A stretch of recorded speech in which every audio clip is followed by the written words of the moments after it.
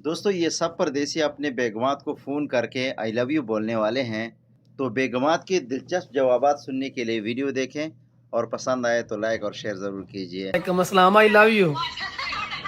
I love you too.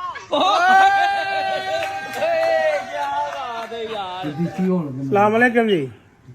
वालेकुम सलाम। हाँ जी क्या सरकार ठीक हो? शुक्र अल्लाह का। बेगम आई लव यू।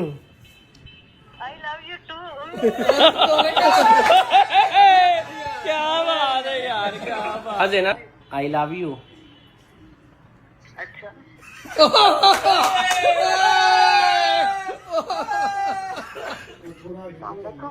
वालेकुम सलाम। हाँ जी बेगम साहब की हाल है? ठीक है जी, तुम सुनाओ। आई लव यू। अच्छा जी ये भी गल होई। आई लव यू।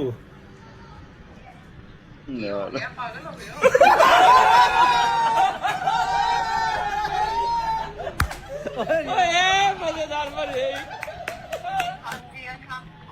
वालेकुम सलाम।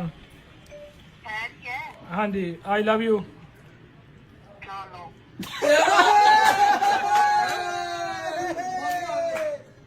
आई लव यू।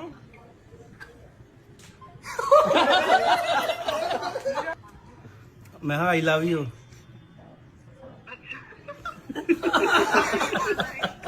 गल करनी ही तेरे नाल। सारी आई लव यू।